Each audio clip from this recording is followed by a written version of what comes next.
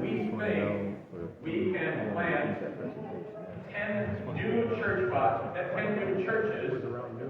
every year for the next 10 years, between 2023 and 2033, and that is a very aggressive goal. Wells Home Missions currently is supporting 144 missions in our synod around the United States and Canada. 28 of those are cross-cultural ministries, and another 35 are campus ministries. So our church body, the Wisconsin Synod, is very much involved in planting new churches and new ministries. But how are we going to do that? Some people say we don't have enough manpower. We don't have enough money.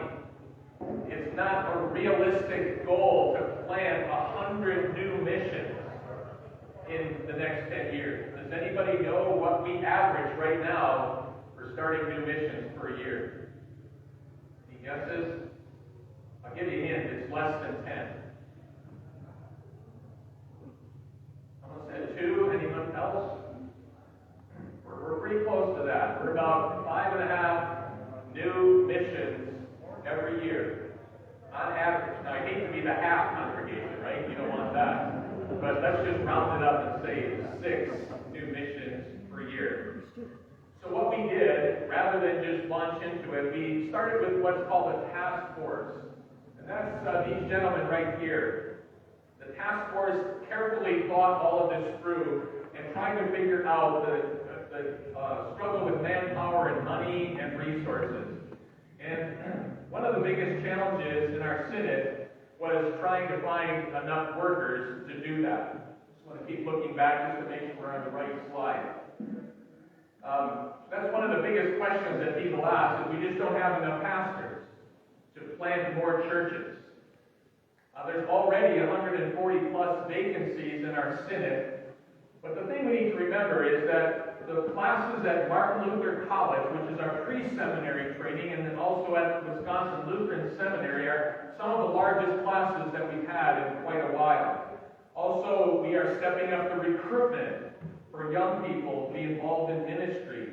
And then thirdly, sadly, there are churches that are closing their doors throughout our synod, and it's been happening a little bit at a time over the last several years at least, if not even the last decade. And so as these churches close their doors, their pastor will become available to either fill a vacancy somewhere else or to be one of these church planters over the next 10 years.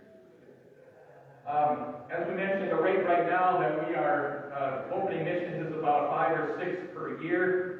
Over the next 10 years, that will be about $90 million.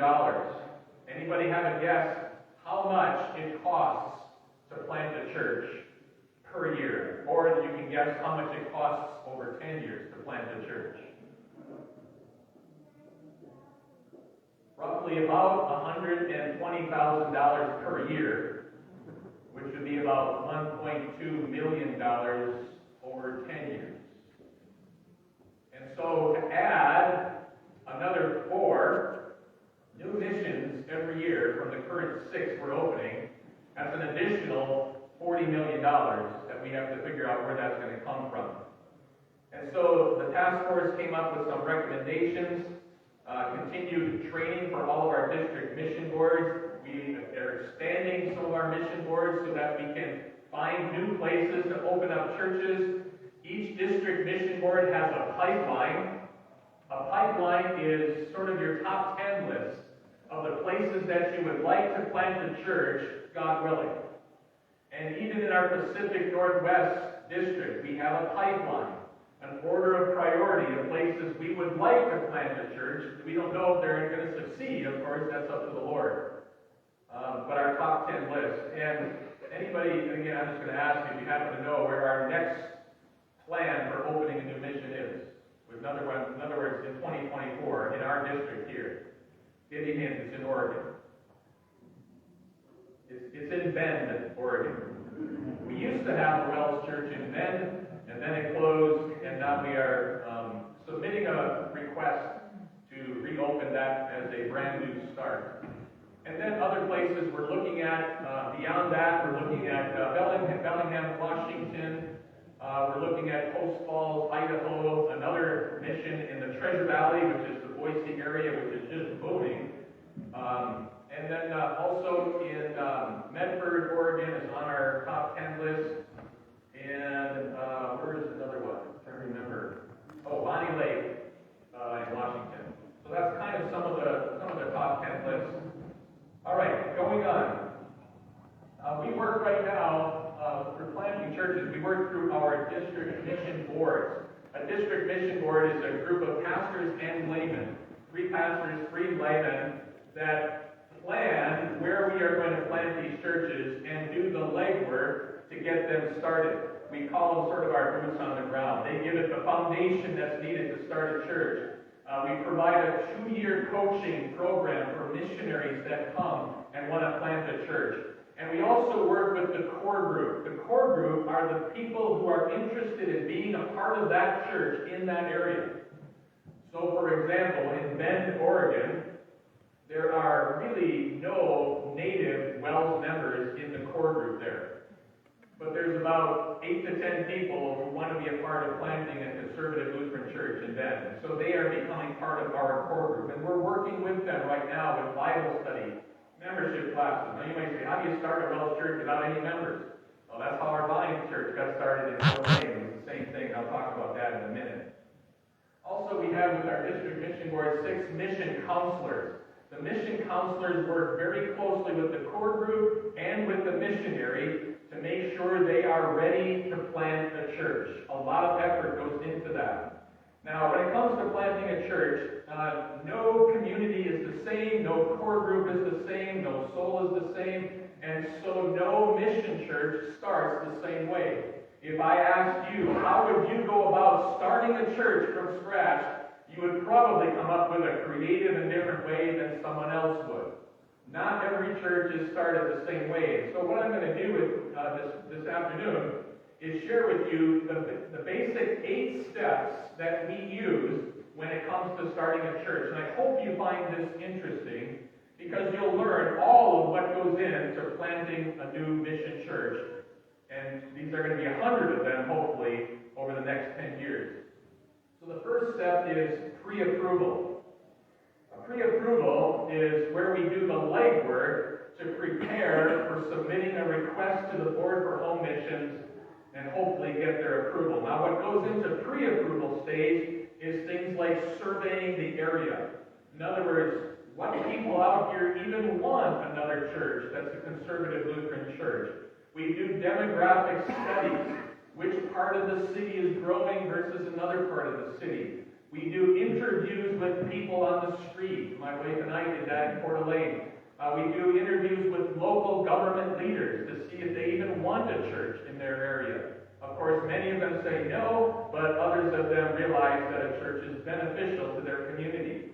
We interview church leaders from other churches. I remember when we were doing the Vine in Coeur d'Alene, I interviewed one leader in the area right around where we were going to plant, and I said, do you mind if we consider planting a church here? He said, no, we already got enough churches. Now, this is a pastor at another church. We already got enough churches. And I thought, well, maybe that won't be the best answer I should get from a pastor. But we want to plant a mission mindset in the Coeur group. It's kind of what I preached about this morning. We want the Coeur group to think of not a church for them, but a church for the community. Do you understand the difference? It isn't a church for them, it's a church for the community. And I've often told my people in our congregation that the church is really the only organization that exists on earth, mainly for people who don't belong to it. You think about that. It is the only organization on earth that exists for people who don't belong to it. And that is a mission mindset that we want in our church plans. We do Bible studies with the Coeur group. We do evangelism training with the Coeur group. We do community outreach with the Coeur group, where the Coeur group is involved in events that are going on in the community. And then finally, after we do all of that preliminary work, we come up with a ministry plan. In other words, a plan of how we're going to go about planting this church. Remember I mentioned earlier, no 2 churches are planted the same. So when the Board for Home Missions looks at the ministry plan, they might say, this isn't going to work, or we believe that this Now, on our website, you'll see something like this. This is a list of where all the mission churches in our synod are located. This is on the website if you want to look at it. The red ones are mission churches that already exist. They've been planted over the last 5 to 6, 7 years maybe. The yellow ones are ones that were just approved last year. And then the blue ones are the ones that are hopefully going to be submitted for approval this year. Now, I can't give you the names of all the cities, but Bend, Oregon would be one that's a blue one, if I'm not mistaken. I think it's there. Yeah. All right. The yellow one, no. We started 6 years ago. Yeah, so we're the red one right next to the yellow one. The yellow one is Kalispell, Montana. Oh. Yeah. All right. Then,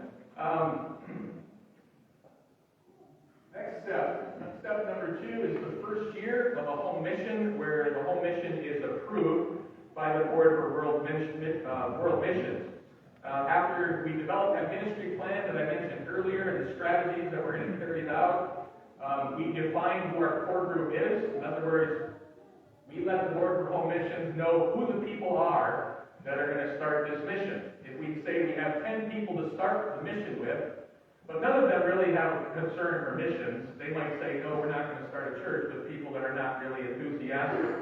So we want to be able to almost put in a resume for all of the core group people, not literally, but figuratively, where they can see that these people are excited about planting a church.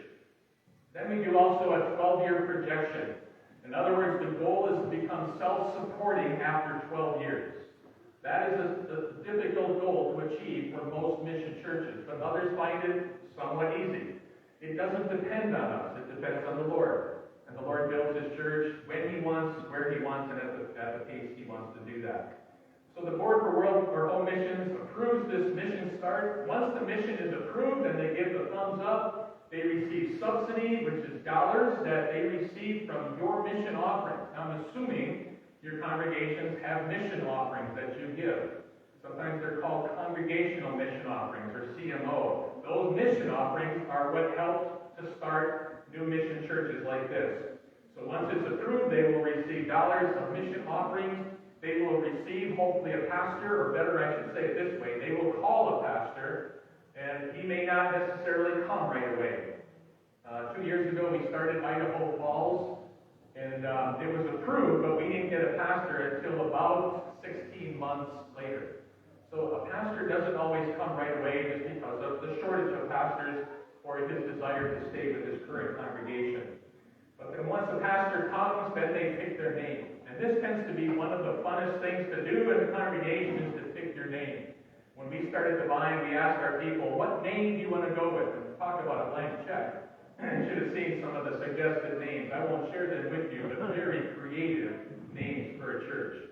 And note that ultimately we settled on Divine, based on John chapter 15. So let's look at a few of the mission churches. Let's see if I can get this one going. Oh, sorry, this is the new starts that were just approved last year, which are the blue dots, and the enhancements are the red dots. Now, an enhancement ministry is a church that's already existing, but they want to expand their ministry in a way that they can't afford. For example, they're an English-speaking congregation in the Midwest, and suddenly they have an influx of Hispanic people. They want to expand their ministry to reach out to the Hispanic community in their area. But we don't have the funds to do it. So they'll ask for an enhancement, which is funding from mission dollars to call a Hispanic-speaking pastor to reach out to the Hispanics in their community. That's an example of enhancements. Bentonville, Arkansas, I'm just going to give you a few examples of some recent starts. Bentonville, Arkansas, which is the headquarters of what business? Walmart, right. Anticipating 35% population growth in the next 3 years. We only have 2 churches in our target area of any denomination, which means it's a very ripe field for planting a new church. Boston is another one, known as America's college town, 53 colleges and universities in Boston. The closest Wells church to the church we want to plant in Boston is 90 minutes away. So it's an excellent church excellent place to plant a church. Beautiful Savior in Cincinnati, Ohio. They are starting a second site just north of downtown Cincinnati. They have a core group of 20 members who have been meeting regularly since 2022. Idaho Falls, I mentioned earlier, which is a heavily Mormon population, so the pastor that was coming in to plant knew ahead of time that this was going to be work with the Mormon community, and he accepted that call just a few months ago and just arrived 2 weeks ago. Kalispell, Montana, I mentioned that one earlier as well. One of the fastest growing cities in the United States with a population under 50,000 people. And so we thought it would be a perfect place to plant a church. The nearest Welsh church to this one is 100 miles away. Then we have 5 churches in the greater Wausau area, and they are planting in a place called Crummenbetter, growing community south of Wausau, which is near Northland Lutheran High School. They are actually starting their church in the high school, in Northland Lutheran High School. They have a 22-member core group. Marquette, Michigan is in the Upper Peninsula of Michigan. About 52% of the people in and around Marquette do not have a home church or attend a church. So half the people, at least, are unchurched. Then a core group of 15 people in Plano, Texas. They're starting a new church in North Collins County, which is a suburb of Dallas. 2 of the top 5 fastest growing communities in the United States are in this target area. And then Amazing Grace in Panama City Beach, Florida. They are starting a second site. Panama City Beach is planting a second site in Panama City Beach. They have a core group of only 12 people, but the target area is so perfect and right for planting that they decided to approve that site. And then these are the enhancements.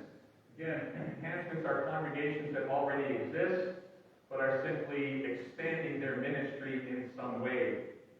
Beautiful Savior in West Des Moines, Iowa. They have an existing worship facility. Their 95-member church has been reinvigorated by outreach efforts and blessed by many adult confirmations and baptisms. And so they felt they could plant another church in an area that was growing, that was near theirs. Our Redeemer in Ladysmith, Wisconsin, I should say. They have a self-supporting congregation that are looking to expand their community, or expand their ministry into their community.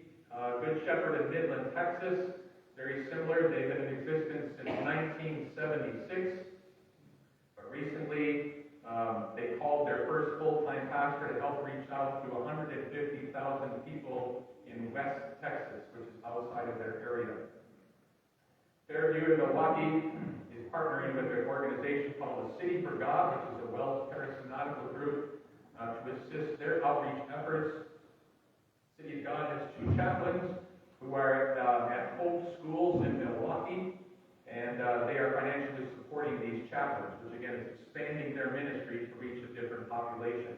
Christ the King in Port Charlotte, Florida, they're looking for a short-term home mission support group to call a full-time pastor to serve an area outside of their congregation.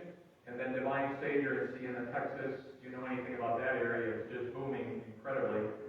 So they are looking for a second full-time pastor that they can't afford, but they set up a proposal that was so good, the Board for Home Missions said we will approve the support of the second pastor. Now you might say, well, we just want a second pastor too. Great. Come up with a proposal of why you need one. That's really what it comes down to. So Redeemer and Grace, you can say we want to expand our ministry to a population that we've been unable to reach. Submit a proposal to your board for district mission board, and we will work with you to get that ministry funded. In the fall of 2023, this last fall, 1 more new start was approved. So 9 were approved in the spring, 1 more in the fall, that's 10. We're well on our way to 100 in 10 years. And this one is in Buffalo, or the Wyoming, I think it's in the southeast part of the state. They have a core group of 27 people living in their area. They are worshiping out of a civic center since March of 2020. They are currently being led by the pastor in Casper, Wyoming, which is the closest Welsh church to them.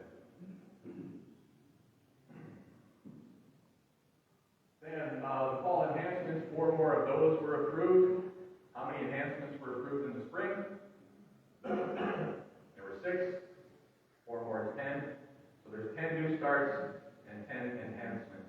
And I won't go through each one of these, but each one has an exciting expansion of their ministry that they needed funding for. If you want to follow along on our WELS website, you can see this progress chart of how we are doing in each of the next 10 years. And as you can see, we're right on schedule, humanly speaking. 10 new starts and 10 enhancements. We're actually a little ahead of the enhancements. We were only planning for 7, and we did 10.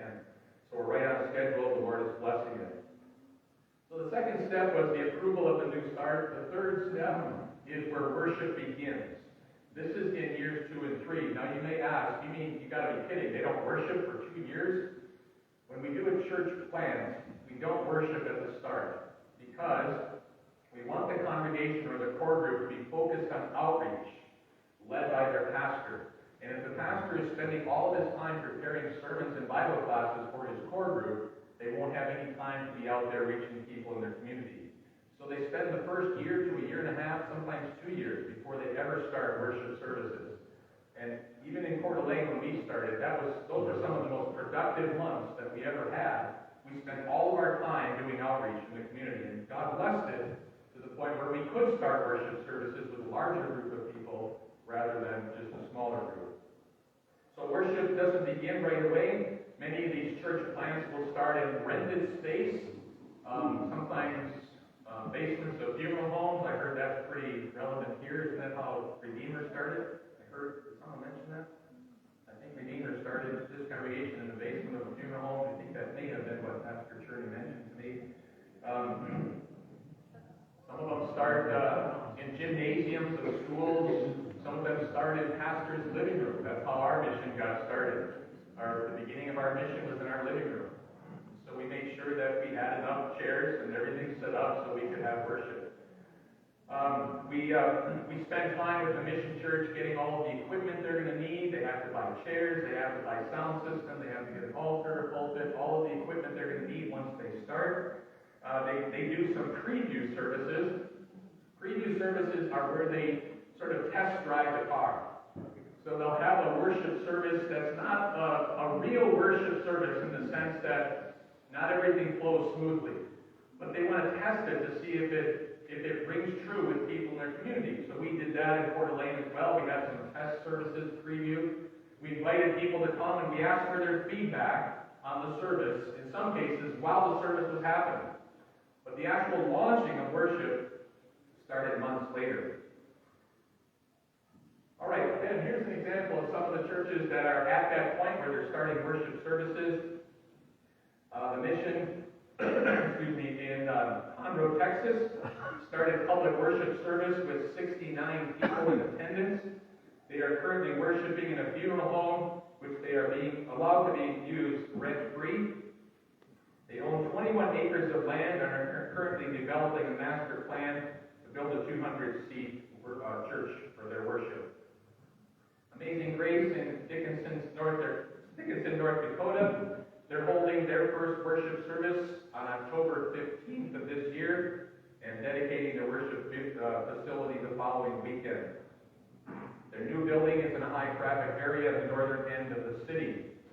Christ the Rock in Canton, Georgia. They had a church-in-a-box training session, and their first preview service for the core members was on August 26th. Does anybody know what church-in-a-box is? Familiar with that term? Church-in-a-box is where the church meets in a rented facility, and everything they need for worship is in a trailer. Sort of church-in-a-box. And again, we started the same way in Coeur d'Alene. So every Sunday morning, all of the people arrive early, usually an hour to an hour and a half early, take everything out of the trailer, set it up in the rented facility. After church, we pack it all up and put it in the trailer and drive away. So that's church-in-a-box. Now you might say that is a lot of work. I'll tell you, that was the only time in our church's existence where we had 100% participation of all of our members. Because they all understood how important it was if we were going to plant the church. Next, step 4, which is years 4 and 5, the looking ahead time. What's coming up next? Now that we have started our worship services, what comes next? Well, what comes next is start looking for land. We need to build our own church. We can't rent a church forever.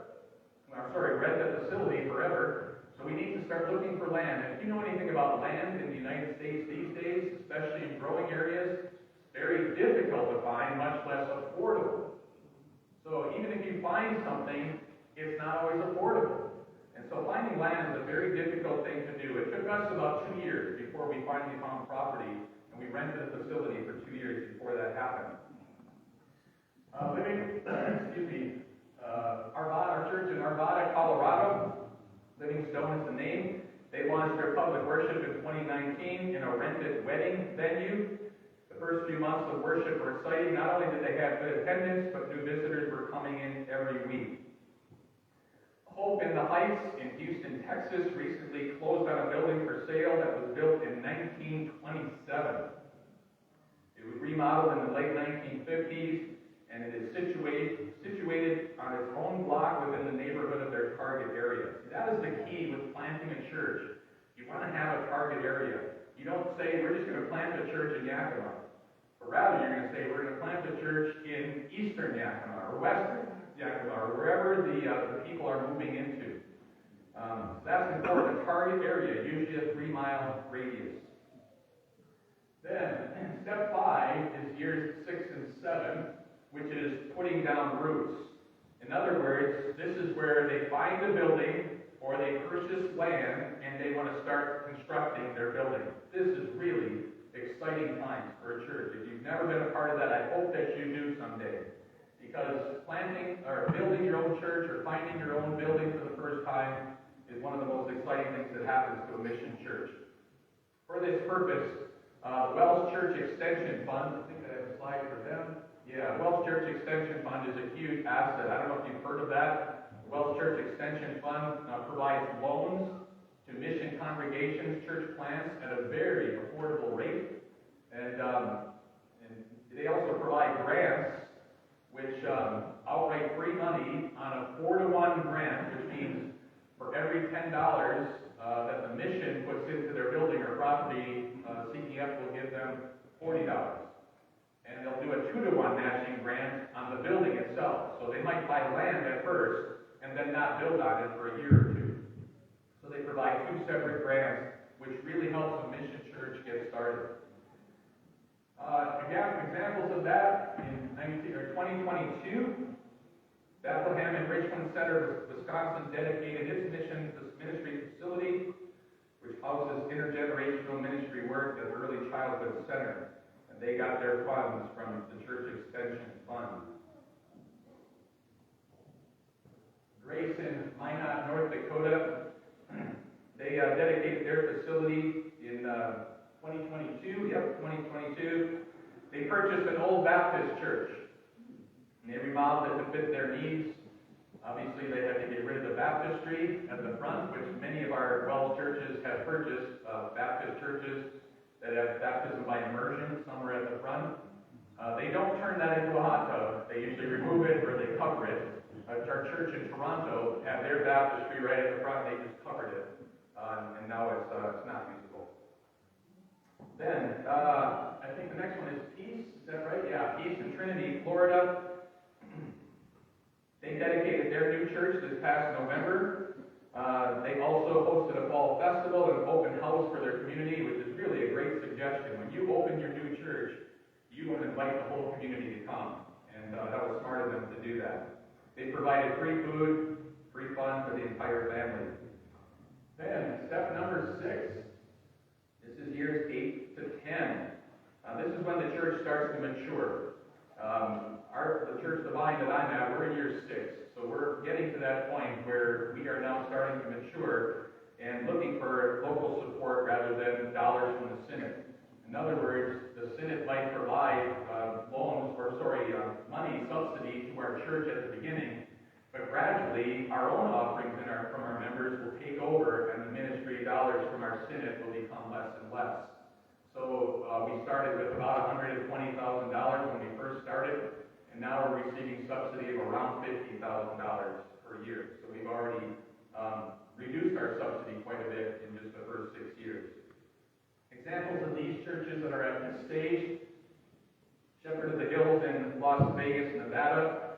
They started in the summer of 2008. Their new church was dedicated in 2018. And then in 2021, their congregation had 14 baptisms, 8 confirmations, an average of 115 people in their worship services.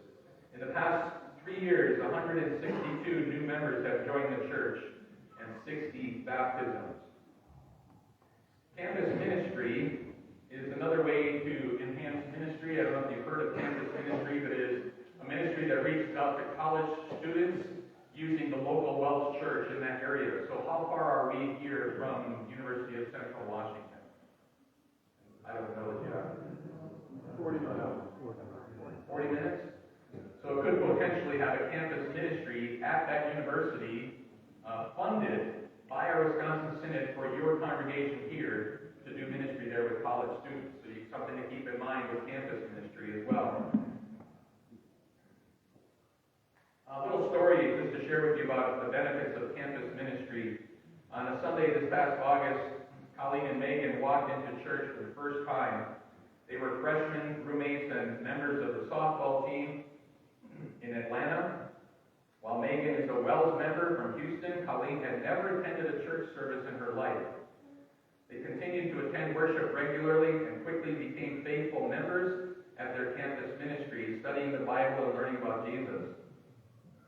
In January 2022, they asked if it would be possible for Colleen to receive Holy Communion. So she joined the Bible Basics class at the campus ministry, studied the Bible, and eventually became a member of the congregation. This is just one example of how campus ministry can reach college students while they're on campus. Step number 7 is years 10 and up, where Welsh churches reach more souls. In other words, they become self-supporting now. They no longer receive any subsidy or financial help from the Wisconsin Synod. They're on their own, and they're expanding their ministry on their own. An example of this is Peace in Aiken, South Carolina. Started with just a handful of people in 2013. 2 years later, they were blessed with a building, and then in 2022, they became self-supporting. Bethel in Menasha, Wisconsin, received approval as a home mission enhancement in 2014. They looked to reach out to Hispanic neighbors in their community. They began regular worship services in Spanish in 2015, and they're now a self-supporting congregation. That's just some examples of how it works. Usually 10 to 12 years later, they will become self-supporting. And then finally, step number 8. Step number 8 is where we reproduce and make more disciples. Who make disciples? Who make disciples? Who make disciples? What I preached about this morning. In other words, they now plant another church. So the first church planted a church, we call that a daughter church. If the daughter church plants another church, we call it a granddaughter church. An example of this would be Risen Savior in Lakewood, Florida. They were approved as a home mission in 2016 and recently became self-supporting. That's pretty quick. 2016 to 2024. They became self-supporting and they partnered with a church in Sarasota, Florida to start another mission church. Crosswalk Lutheran Church in Phoenix. In 2018, they received approval to start a second site in Midtown. Divine Savior in Siena, Texas. They call a staff minister to assist youth and family ministry. They currently have 280 students enrolled in their school.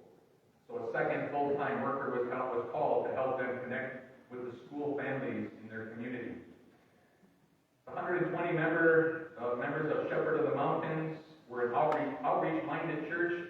They knew they didn't want one big mega church.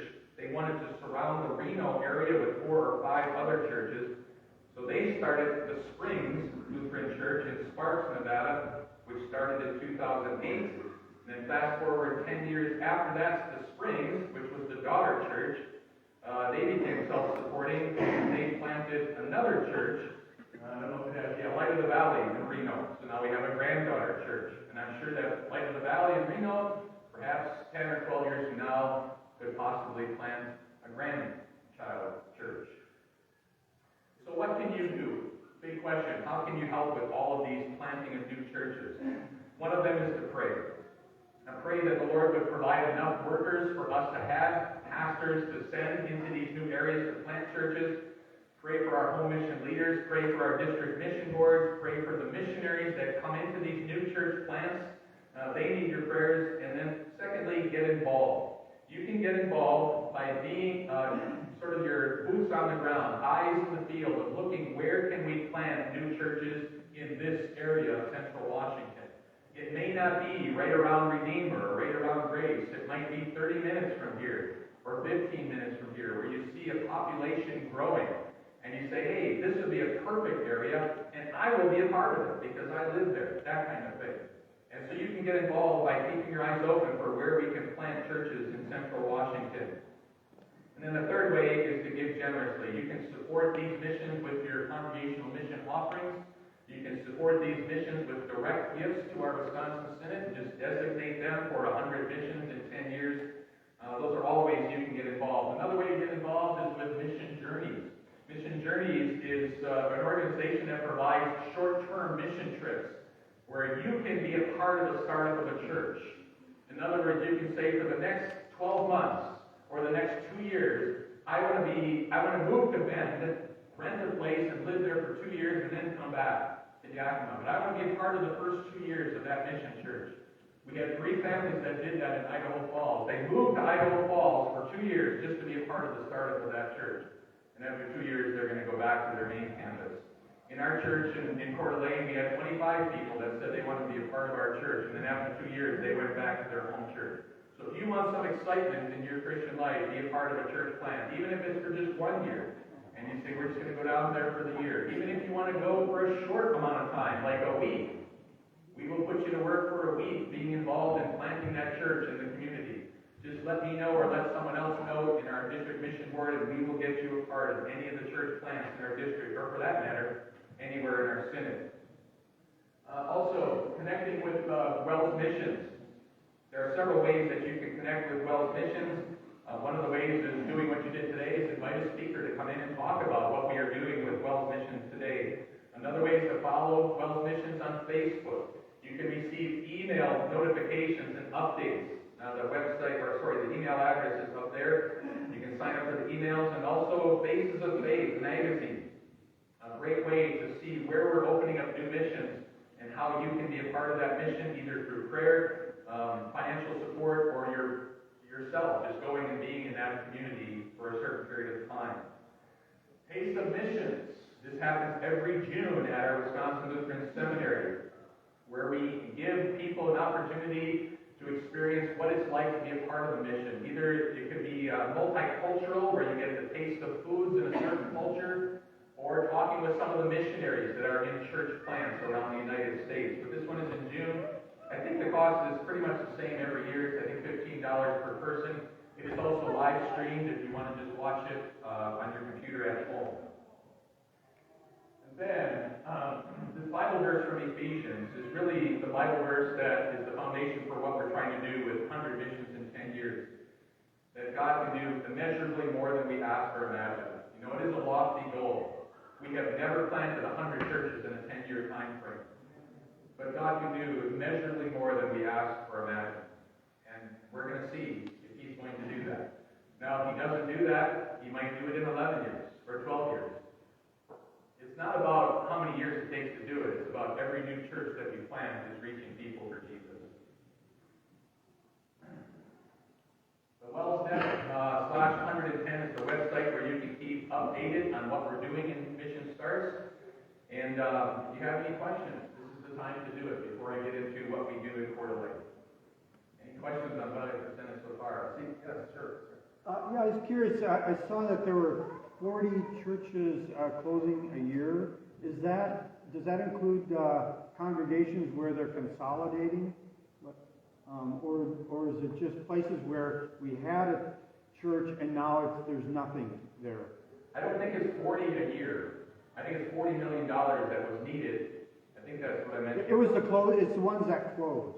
Right. I don't know the number of the ones that closed, but it's not 40 per year. I think it's 40 in some time frame. Yeah, very good 10-year time frame. Yeah, one of the key things that are happening now is church mergers, which is what you just mentioned, where two churches, I don't know if any of you have ever spent any time in Wisconsin, but you probably can't throw a stone without hitting another Wells church nearby. But some of those churches are in the rural areas, and the rural areas, people are moving out of there, and so the churches are gradually declining in membership to the point where they can't afford their own pastor. So two declining congregations will support one pastor, and the congregations will merge. So that is included in that as well. They're not all just shutting down completely, but many of them are merging. That's a great question. And we are encouraging that rather than shutting down and selling their buildings, but rather merging and sharing a pastor. I wasn't here when you first started, but I know we have a shortage of 150 pastors and 300 teachers. We're starting new churches. We must be stretching our pastors and teachers. I mean, we're right here in Redeemer. Our pastor's been called, and what are we doing about it? I mean, what can we do about it? It's a great question. One of the things is the classes at Martin Luther College and the seminary are some of the largest classes we've ever had, or at least in the last several decades. So that's a good thing. Also, we are stepping up recruitment. Part of our recruitment is not only 7th and 8th grade boys, but in the high schools as well, where they're making life choices. And we're giving those students in the high school an opportunity to be a part of the mission plan. There's a name for it, and I can't remember the name now, where they send out high school students to be a part of a church plant with a mission pastor. I can't remember right now what the name of it is. I was asked to do it in Coeur d'Alene as well. So they get the experience of being in a church plant, and that often produces excitement in those young people. And the third thing is what was mentioned here earlier, is with the closing of other Wells churches, those pastors become available, and that will supply some of the pastors needed for planting churches as well. Any other questions? I had a thought a while back, but I think it might be a bad idea. We have overseas missions where we have pastors that are training men and training other pastors. Has there been a thought of bringing some of those people that are English speakers over to the U.S. and become pastors? English speakers from where? Like Africa, Malaysia, Vietnam, they're giving them for training and then inviting them to come here to teach or preach our churches in the States. They have so many opportunities there, they don't need to come here. In fact, the mission fields where we have world missionaries are growing at even a faster rate than they are in the United States. So there are so many opportunities there. Talk about a shortage of pastors. That's where they are. But that's a great question. If there wasn't, that would make perfect sense. Any other questions? I should have repeated the question. He was asking, what do we do about all these other people that become trained pastors in world mission field? Why can't we bring them here? And the answer I gave is because there's plenty of outreach there. I forgot that not everybody can hear the question. Any others? All right, just over for a few minutes now, I just want to share with you a little bit of how our mission got started in Coeur d'Alene. Very similar to the format you saw me present with those 8 steps that I mentioned earlier. This is a picture of me and my wife at the Coeur d'Alene Resort, overlooking Coeur d'Alene. If you haven't met my wife, she's the pretty one, right in the middle there. We were a multi-site, which means we were planted by St. Matthew Lutheran Church in Spokane. They provided us with 25 of their members for 2 years. That was the arrangement. After 2 years, they would return to Spokane. But for 2 years, they became members of the startup group, or the core group in Coeur d'Alene. Coeur d'Alene, you probably know this already, means heart of an all. The word in French, it was about the French fur traders that came through that area in the Coeur d'Alene tribe. They weren't called the Coeur d'Alene tribe at the time, but the French fur traders came through and they wanted to trade with the Coeur d'Alene tribe of Native Americans. And the Native American tribes in that area were very sharp and wouldn't let them get away with anything in fur trading. And so the French fur traders said, that's Coeur d'Alene. They have a heart of an all. They're sharp people. And so that's how we got our name of our city. Coeur d'Alene is in the northern part, panhandle of Idaho. Again, you probably know this already, so I probably don't need to do that. Picture of Lake Coeur d'Alene and the Coeur d'Alene Resort. How many core group members did we start with? This was an unusual circumstance because we started with none.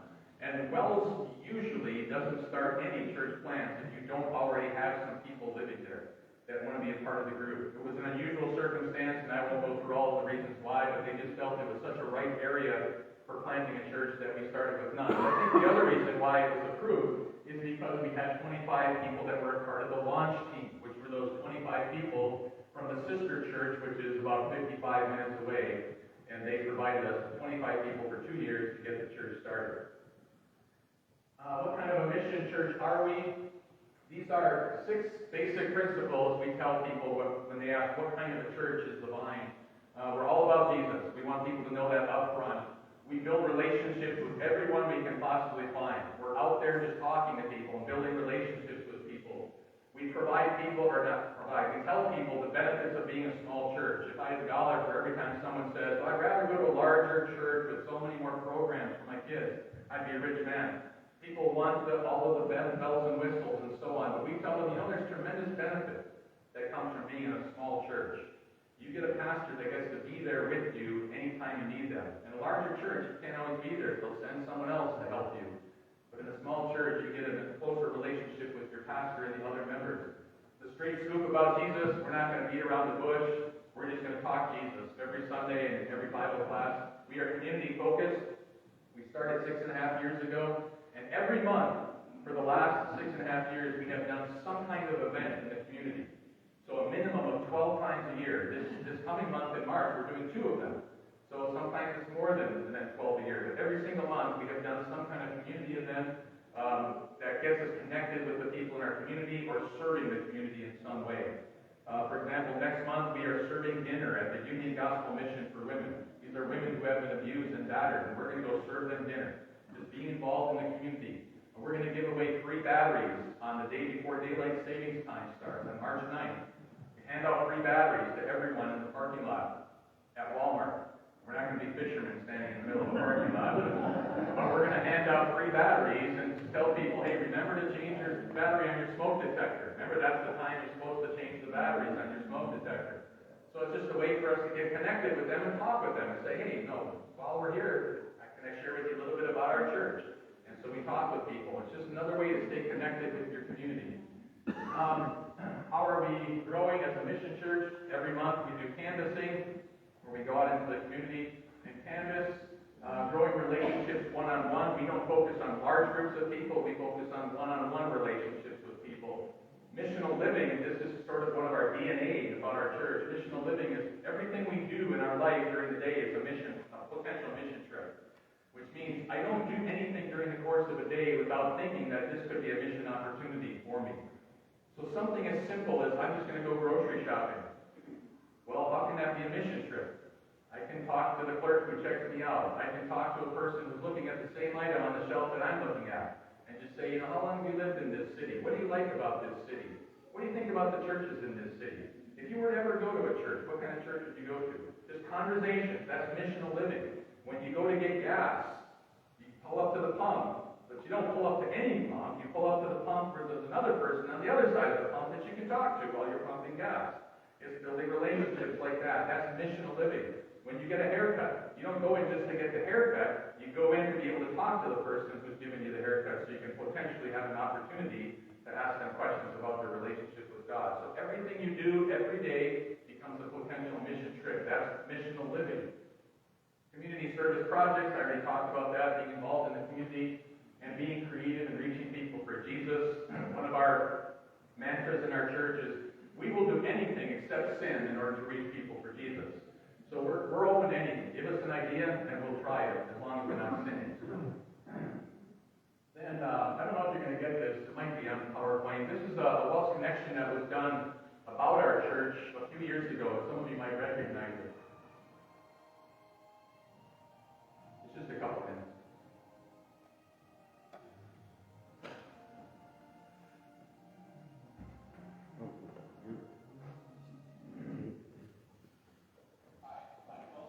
Mark Schrader.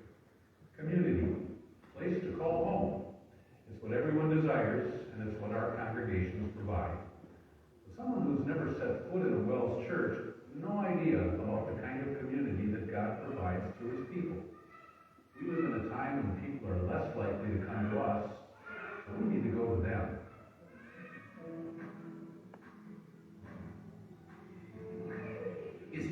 Saturday morning at The Vine, our Wells Home Mission congregation in Coeur d'Alene, Idaho. Preparations are underway for a day of community outreach. We've got 4 different community service projects we're going to do. When we do community service projects, we meet people on their turf, in their setting, and we're not asking for anything. We're just giving them love. Call it loving local. Once they get to know you, or they meet you, or they hear about your church a few times, then they're more invested, or they're curious. So we went up to Walmart and we handed out batteries to remind people of daylight savings time and to change their batteries. Some of the church kind of up the street over on differently. Handing out free batteries doesn't take a big investment of time or money, but it does help build a name for the church in this community. Don't forget. Congratulations, guys. What you're doing is a really, really noble thing. That same day, members of The Vine brought cookies and muffins to first responders in the city. A simple but effective way to express our Christian love.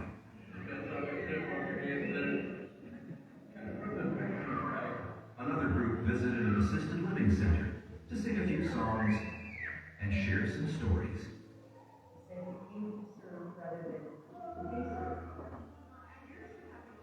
Members of The Vine come together every month for these service projects, an effort that has helped develop a cohesive sense of purpose. Here at the Vine, I can see my actions make an immediate impact, which is really cool. I didn't want to be part of the just every Sunday go to church and then that's it, call it quits. I wanted to be part of something bigger, something that actually cares and something that they actually want to go out and want to do good in the community and in our world. We're going to start at verse 9, chapter 6, verse 9. Members of The Vine also stay connected through weekly Bible study. This is how you are to build. Mark is 300 cubits long. Anybody know how much cubit is? It allows people to study God's Word in a setting where they not only feel comfortable, but they can interact with each other. I was raised LDS Mormon, and my husband was raised Catholic. And neither one of us had that really firm grasp of the grace that God gives us. And so when we learned all that from that Bible study, it was very profound to me. I think it challenges people to grow even more when they're in a smaller group setting. And I think that's really where lives are changed.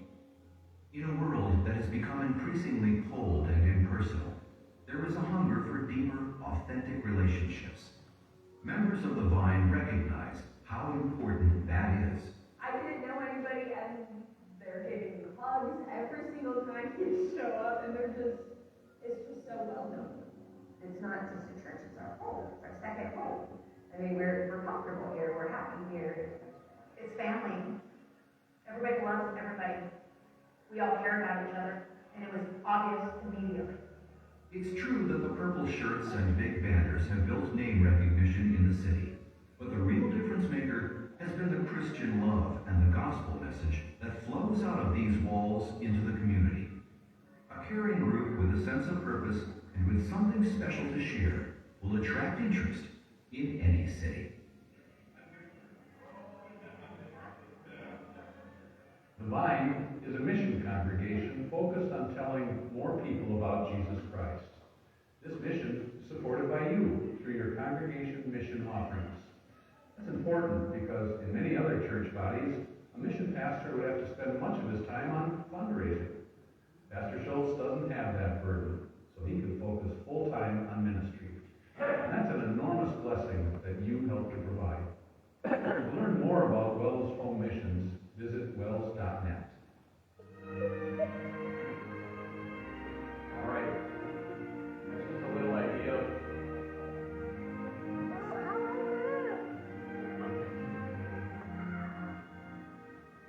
maybe it's stuck on that video.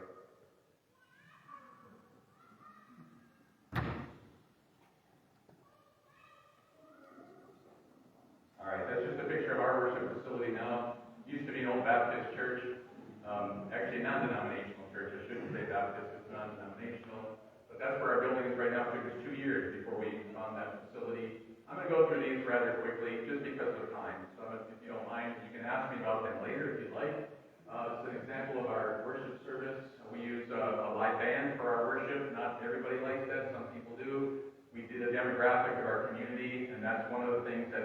our community that people would connect with. So that's the reason we decided to do that. We welcome new members when they join. The whole congregation comes forward and surrounds those new members. And we hold hands, put our hands on each other's shoulders, and we pray for them. Neighborhood canvassing, I mentioned that earlier. Free coffee and donut giveaway. We stand in front of the grocery store and give away free coffee and donuts. The coffee and donuts are irrelevant. It's the communication with the people that we do. It's an excuse to be able to talk to people and connect with them in the community. We did an end of summer fun fest for the kids, which end of summer was September 21st, which is the official end of summer. Our grand opening was last February, or 2 Februaries ago, sorry. We invited everybody to an outdoor barbecue event, and we had a great attendance for that. We did a martial arts for kids. Again, these are just ways of creating connections in our community, events to create connections. Trunk or treat event, which many Welsh churches do. Then we did a light the night event, which is where we on trick or treat night, we light the night with the gospel. There's so much evil in our world today, we just share the gospel with people and hand out tons of candy. I mean, in some cases, we have the kids take as much candy as they want, because the goal is not the candy. The goal is the communication with the people. Unexpected Christmas gifts. On Christmas Eve, we take out Christmas gifts to our public servants who work on Christmas Eve, and we say, thank you for working on Christmas Eve. While the rest of us get to be with our families, you guys are out here working, firefighters, hospital workers, whatever. And so we give them a gift, just a way to say we thank you and appreciate you. Easter for kids, pretty standard in many Welsh churches today. We did the Coeur Family Fair. In the mall, we set up a booth just to connect with the people that are in the mall. We did a soccer camp.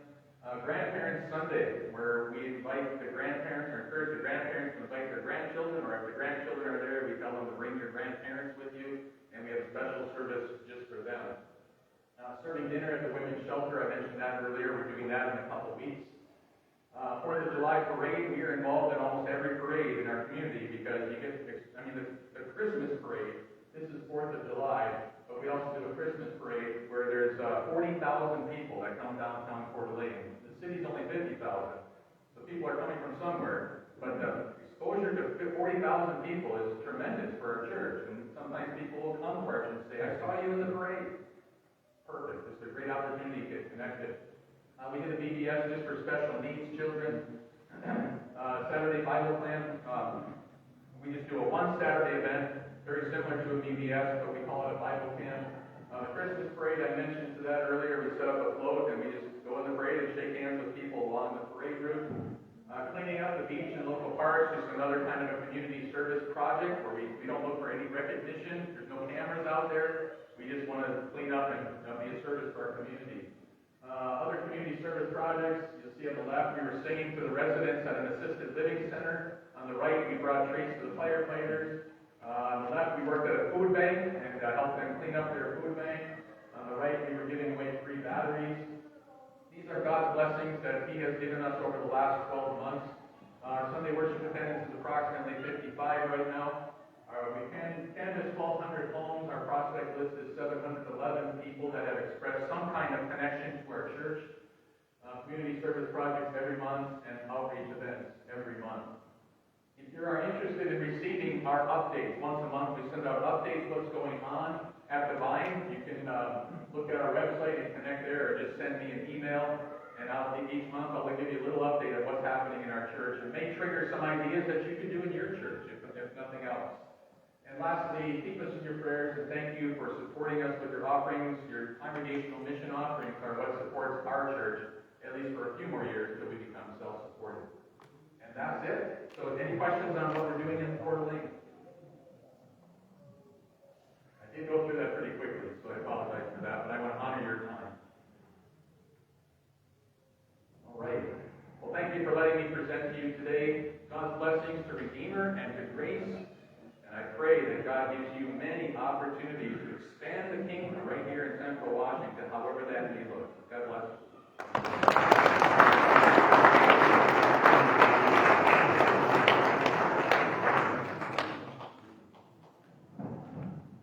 Thank you, Pastor Kevin Schultz. Hey, everyone, before you get up, Pastor Schultz, could you give us an updated prayer before the meal, please?